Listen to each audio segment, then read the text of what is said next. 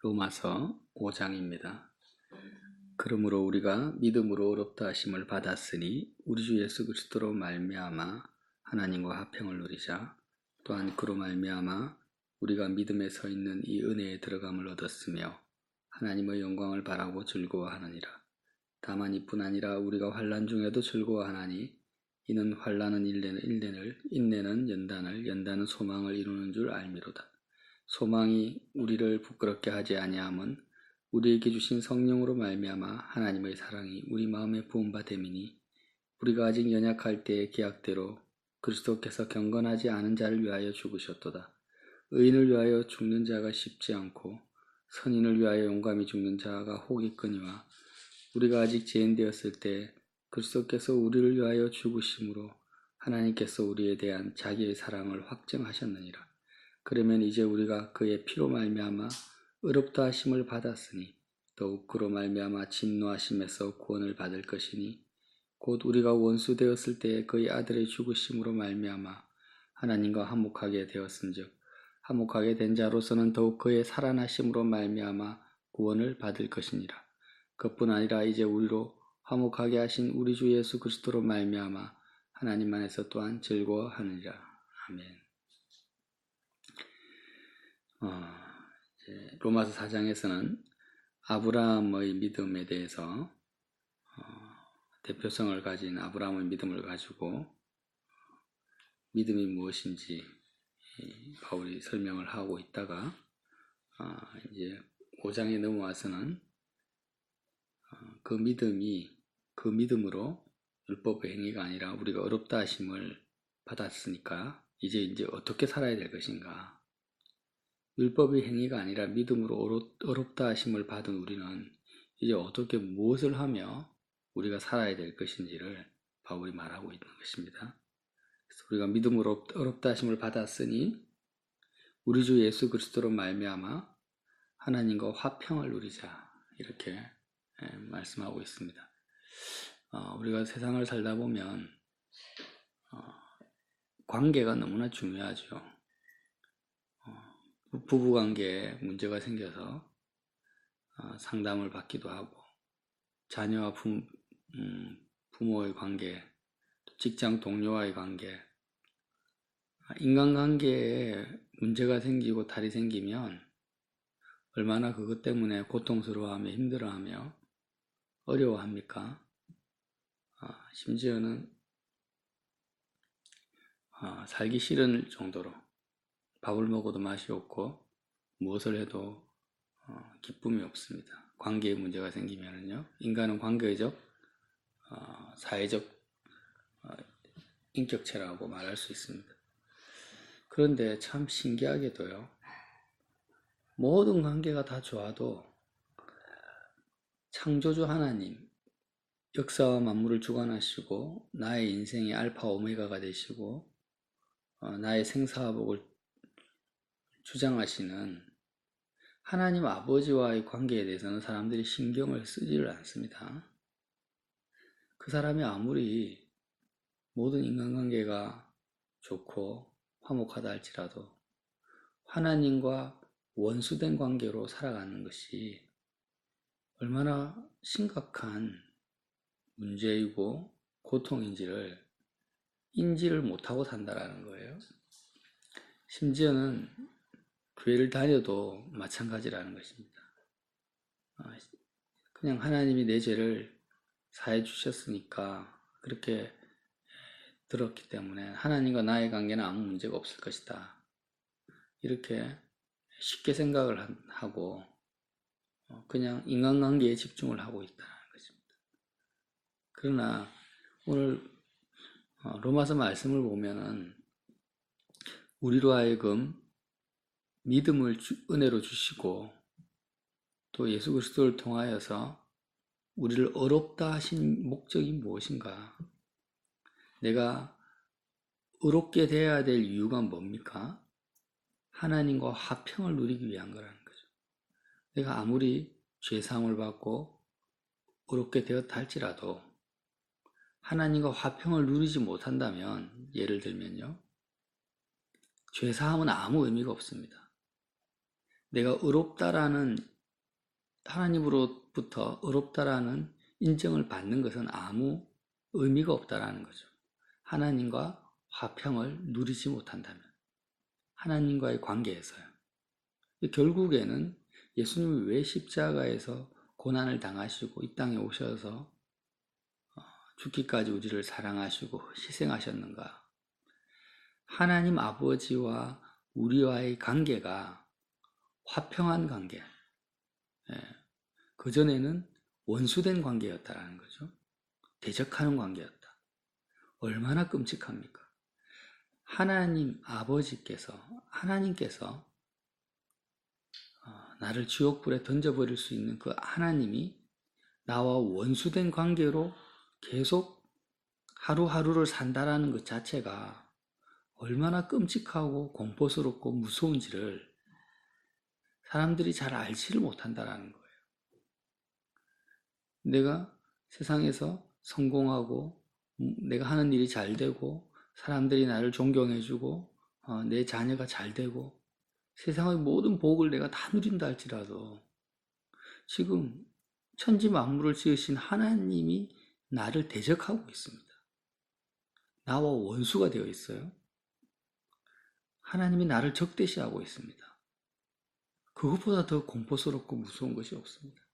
결국 구원이라는 것은 하나님으로부터의 구원이거든요. 지옥으로부터, 인간의 죄로부터의 구원이지만 궁극적인 것은 무엇입니까? 왜 죄사함을 받아야 되고 어렵다 하심을 받아야 되며 하나님으로부터 우리가 구원받기 위한 것입니다. 결국에는 하나님과의 관계가 화평한 관계가 되기 위한 거라는 거죠. 반대로 세상의 모든 인간관계가 다 끊어지고 세상의 모든 사람이 나를 대적하고 나를 멸시한다 할지라도 하나님과 화평한 관계에 있는 사람이라면 그런 아무것도 두려워하거나 염려하거나 걱정할 것이 없습니다. 지구상에 있는 모든 사람이 군대가 나를 둘러 진칠지라도 하나님과 내가 사랑하는 관계고 하나님이 나를 의롭다 하시고 너는 내 아들이다 이렇게 말씀하시는 상태라면 아무것도 염려하거나 두려워하거나 고민할 필요가 없다는 것입니다. 이 내용을 지금 성경이 우리에게 전가하고 있다는. 그래서 우리가 하루를 살아갈 때나 우리 인생을 살아갈 때 사실 우리가 고민해야 되고 에너지를 쏟아야 되고 신경 써야 될 것은 하나님과 화평한 관계 이거 외에는 아무것도 없습니다. 내가 직장에서 일을 좀 더 잘하고 능력 있게 해서 승진하고 출세해야 되겠다. 그거 필요 없다라는 거예요. 거기에 에너지를 쓸 필요 없다라는 거예요. 당장 회사에 일이 크게 터져가지고 이거를 내가 잘 처리하지 못하면 큰 난처한 입장에 처하게 된다. 염려할 필요 없다라는 거예요. 내가 자녀를 어떻게 키울 것인가? 내가 사업을 어떻게 할 것인가? 앞으로 무엇을 먹고 살 것인가? 어떤 일을 할 것인가? 이런 거 고민하거나 염려하거나 여기에 에너지를 쓸 필요가 없다라는 것입니다. 심지어 목사님들도 목회를 어떻게 잘할 것인가? 설교를 잘할 것인가? 상도들을 어떻게 모을 것인가? 이런 것을 생각할 필요도 없고 에너지를 쓸 필요도 없다라는 것입니다. 오직 우리가 어떤 사람이든지 어떤 위치에 있든지 무엇만 신경 쓰면 됩니까? 하나님과 화평한 관계 속에서 살아가는 것에만 에너지를 쏟으면 된다는 것입니다. 왜? 하나님과 화평케 하시기 위해서 주님이 죽으시고 우리를 의롭다 하셨기 때문이라는 거죠. 믿음을 주셨다라는 거죠. 그래서 우리가 제사함을 받고 의롭다 하심을 받아야 되는 이유가 뭐냐? 화평을 누리기 위한 건데 화평을 누리는 것으로 끝나는 것이 아닙니다. 하나님과 좋은 관계를 이루는 것으로 끝나는 것이 아닙니다.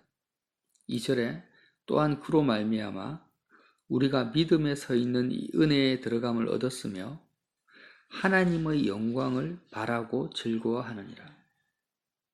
하나님의 영광을 바라보면서 즐거워한다는 거예요.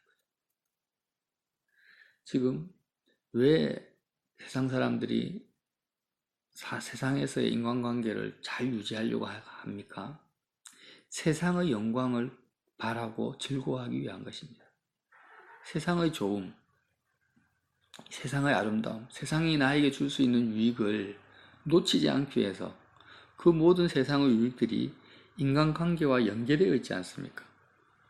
직장에서 직장 동료나 사장들하고 잘 관계를 유지해야지 세상의 영광을 누릴 수 있잖아요. 승진도 잘하고 월급도 착착 잘 받고 또 사업하시는 분, 장사하시는 분들은 손님들, 고객들하고 좋은 관계를 유지해야지 또 사업이 잘 될 거 아닙니까? 전부 세상 영광을 바라고 그것을 즐거워하기 위해서 인간관계, 세상과의 관계를 잘 신경을 쓰고 사는 거죠. 그러나 세상 영광만이 있는 것이 아니라는 겁니다. 하나님의 영광이 있다라는 거죠. 세상 사람들이 알지 못하는 그 세상 영광과 비교될 수 없는 하나님의 아름다움과 존귀함, 그 영광이 있는데 그거는 감추어져 있죠. 인간의 죄로 인해서 사람들이 보지를 못합니다. 그런데 믿음으로 어렵다 하심을 얻고 하나님과 화평한 관계 속에서만 내가 산다면은 하나님과 화평한 관계에 거하는 사람에게 이제는 하나님의 영광이 보이기 시작합니다. 세상 사람들이 느낄 수 없는 하늘로부터 오는 그 아름다움과 영광, 하나님의 좋으심이 마음에 전달되어지면서 정말 하나님의 영광을 내가 즐거워하는 삶을 살게 된다는 거죠. 다만 이뿐 아니라 3절에 우리가 환난 중에도 즐거워하나니 그 하나님의 영광이 얼마나 크시냐면은 환난을 당하는 데 세상 가운데서 세상이 주는 환난을 당하는 가운데서도 즐거워할 수 있는, 기뻐할 수 있고 감사할 수 있는 그런 영광이라는, 세상을 이겨버리는, 세상의 환난을 극복해버리는 그런 환난이라는 것입니다. 영광이라는 거죠. 그래서 다만 이뿐 아니라 하나님 예수님으로 말미암아 하나님과 화평을 누리는데, 화평을 누리는 가운데 하나님의 은혜 안에서 하나님의 영광을 바라고 즐거워하는 그 은혜를 내가 이 땅에서부터 누리는 거예요. 근데 그 영광이 그냥 즐거워하는 것으로 그치는 것이 아니라 환난 중에서도 즐거워하나니, 육신의 환난, 물질의 환난, 인간관계의 환난이 닥친다 할지라도 내가 기뻐하고 즐거워할 수 있다라는 거예요. 왜냐? 이는 환난은 인내를, 인내는 연단을, 연단은 소망을 이루는 줄 압니다. 환난이 인내를 낳고 인내는 연단을 낳고 연단은 소망을 이루는데, 이 인내라는 것은 환난 중에 인내하라면 우리 이렇게 생각하죠. 그래, 이제 사업이 잘 안 되니까, 몸이 아프니까 참자, 견디자. 그런 인내를 말하는 게 아니에요. 오늘 분명히 말씀하고 있죠. 환난 중에도 즐거워한다라는 거죠. 그럼 환난 중에 즐거워하면 인내가 뭐가 필요하냐? 그러니까 세상 사람들이 생각하는 그냥 참고 견디는 인내를 말하는 것이 아니라, 여기서의 인내는 어떤 인내입니까? 내가 즐거워하는 가운데 빨리 내가 하나님 아버지를 더 생생하게 보고 싶다. 내가 지금 세상 가운데 환난을 당하고 있어요. 물질 환난이든 육신의 환난이든 인간관계의 환난이든. 그러면 참 신기한 것은 사람들이 나를 멸시하고 손가락질해도 나의 마음에는 그것이 별로 영향이 없어요. 그게 그 영향을 별로 받지 않고, 마음은 한쪽은 아프지만 사람이니까. 그런데 평강이 빼앗기지 않는 거예요. 하나님과의 화평한 관계를 유지하고 있으니까. 그러니까 어떤 인내가 필요합니까? 정말로 이런 하나님의 그 영광을, 나를 비방하고 나에게 환난을 주고 있는 저 대상들도 정말 어때요? 하나님을 만나기를 원한다. 하나님의 영광을 좀 같이 나눴으면 좋겠다. 복음 안에서 사랑했으면 좋겠다. 이런 인내가 필요하다. 그러니까 예수님이 이 땅에 오셔가지고 어떤 인내를 하셨을까요? 예수님이 물질이 궁핍해가지고 빨리 좀 견디자. 나중에 하나님이 돈을 주시겠지. 이런 인내 하신 적이 없어요. 예수님이 하신 유일한 인내는 어떤 인내겠습니까? 빨리 내가 하는 이 복음, 이 말씀, 또 이 하나님을 죽어가는 영혼들도 빨리 알았으면 좋겠다. 십자가를 지시는 순간에도 나를 위해서 울지 말고 너와 너 자녀를 위해서 울어라. 이렇게 주님이 말씀. 이런 인내를 말하는 겁니다. 환난 중에도 즐거워하면서 이 환난이 인내를 이룬다라는 것입니다. 인내를 가져다 준다. 그리스도의 인내, 하늘에 속한. 그래서 성경에 말하는 이 참고 견디는 이 인내의 그 종류가 세상 사람들이 말하는 인내와는 전혀 질적으로 다르다라는 것입니다. 그래서 이 인내는 연단을 낳습니다. 연단은 믿음을 견고케 한다라는 거죠. 더 하나님을 향한 믿음을 견고케 한다. 저 사람이 언제 변화될까? 이렇게 생각하는 것이 아니라 하나님의 때에 하나님께서 이루실 것이다 라는 믿음 가운데 들어가게 한다라는 것입니다. 그리고 연단은 소망을 이룬다. 지금 내가 그 하나님으로 말미암아 천국을 누리니까 소망이 더 충만하는 거죠. 그래서 이 소망이 우리를 부끄럽게 하지 아니하면 이런 환난 중에 즐거워하는 이 가운데서 생긴 소망은 결코 우리를 낙심시키거나 실망시키지 않는다라는 것. 우리에게 주신 성령으로 말미암아 하나님의 사랑이 우리 마음에 부음받는다는 것이죠. 자, 결국에는 하나님과 화평한 관계를 누리는 자는 어떤 상황 속에서도 하나님의 영광을 즐거워하게 됩니다.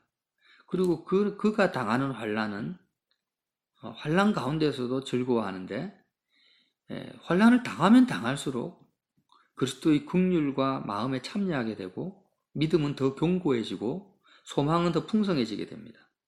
그 소망은 결코 우리를 낙심시키지 아니하고 우리의 마음 속에 하나님의 사랑이 더 많이 부어지는 계기가 된다는 거죠. 환난을 당할수록 하나님의 사랑이 더 마음의 성령으로 부어져서 하나님과 더 깊은 화평의 관계, 사랑의 관계로 인도해 간다라는 말씀을 지금 바울 사도께서 전개해 가고 계시는 거예요. 그래서 그 하나님의 사랑이 어떤 사랑인가? 우리가 아직 연약할 때 기약대로 그리스도께서 우리가 죄인 되었을 때, 연약할 때, 하나님을 알지 못했을 때 그리스도께서 우리를 위하여 죽으심으로 하나님께서 우리에게 대한 자기의 사랑을 확정하신 그 사랑이라는 거예요. 그러니까 내가 뭔가를 헌금을 열심히 하고 충성 봉사하고 말씀에 순종해서 하나님이 나에게 부어주시는 사랑이 아니라 내가 하나님을 알지도 못하고 정말 진리를 알지도 못하고 그냥 죄인 되었을 때 하나님에 대해서 관심 가지지 않고 세상 영광만을 쫓아가고 하나님과 화평한 것에 대해서는 아예 관심 자체도 없을 때 그때 예수님이 우리를 위하여 죽으심으로 말미암아 하나님이 우리를 얼마나 사랑하시는지에 대한 그 사랑을 확정하신 그 사랑이 우리 마음속에 계속 부어진다는 것입니다. 언제요? 환난을 당하는 순간 가운데서도. 그래서 10절에 우리가 원수되었을 때 하나님과 화평한 것이 아니라 원수되었을 때 그의 아들의 죽으심으로 말미암아 하나님과 화목하게 되었은즉 예수님의 죽으심으로 말미암아 이제 원수된 관계에서 하나님과 화목하게 되었은즉 화목하게 된 자로서는 더욱 그의 살아나심으로 말미암아 구원을 받을 것이니라.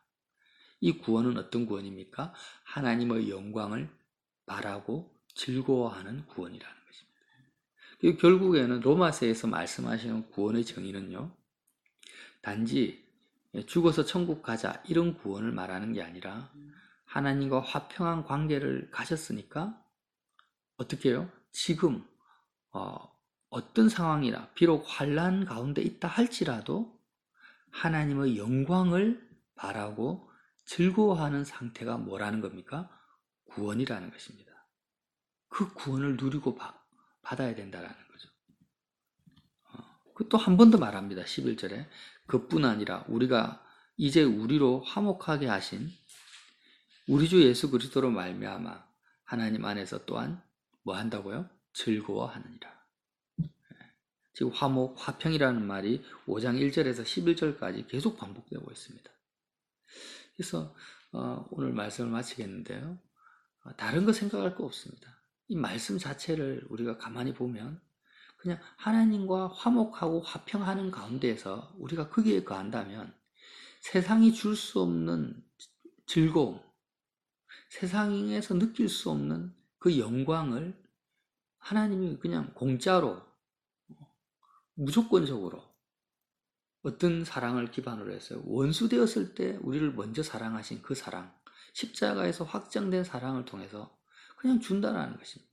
우리가 환난을 당할 때 사람들로부터 상처받고 사업이 잘 안 되거나 아니면 직장에서 문제가 생기거나 자녀 문제로 힘들 때마다 자꾸 우리는 그 문제를 해결하려고 그 문제를 해결해서 답을 찾고 위로를 얻으려고 애를 쓰잖아요.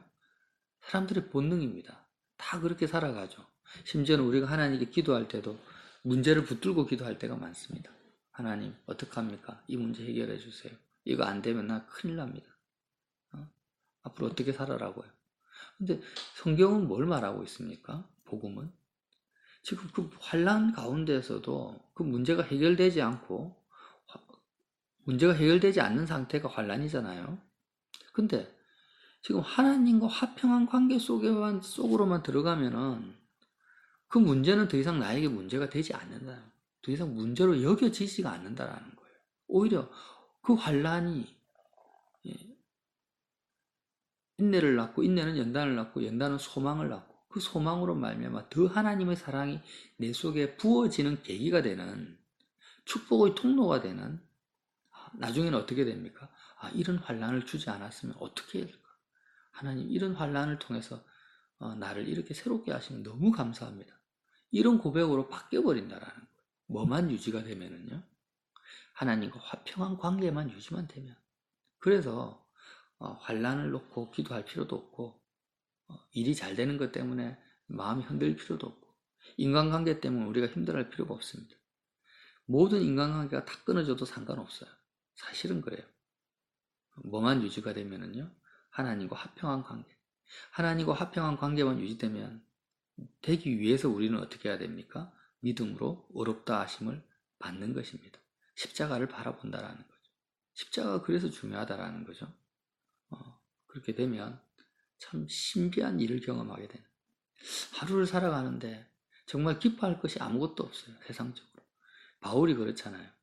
감옥 속에 갇혀 있는데 감옥에 있는데 이런 편지를 쓰고 있습니다. 세상적으로 기뻐할 것이 아무것도 없어요. 음식이 좋은 것도 아니고 사람들이 자주 찾아오는 것도 아니고 환경이 좋은 것이 아닙니다. 하나도 소망, 내일 죽을지 오늘 죽을지도 몰라요. 그런데 너무나 항상 기뻐하라, 쉬지 말고 기도하라, 범사에 감사하라. 그의 마음속에 생명이 넘치고 기쁨이 넘칩니다. 정신병자입니까? 그렇지 않죠. 하나님과의 화평한 관계 속에서, 감옥 속에서 하나님이 보여주시는 그 영광을 바라고 즐거워하는 실질적으로 사람들이 세상 영광 가운데 도취되어서 즐거워하듯이 세상 사람들이 알지 못하는 세상 영광과 비교할 수 없는 하나님의 영광을 즐거워하는 가운데서 편지를 쓰고 있다는 거죠. 이 삶이 우리에게 지금 놓여져 있습니다. 바울 사도만 사는 것이 아니라 오늘 하루 단지 십자가를 바라보면서 그 하나님의 사랑이 우리 마음속에 부음바 되기만 하면 하나님과 화평한 관계 속에서 그렇게 살 수 있다는 거죠. 얼마나 소망이 넘칩니까? 오늘 이 삶을 반드시 누릴 수 있는 믿음 있는 저와 여러분 되시기를 예수님 이름으로 빌어드립니다.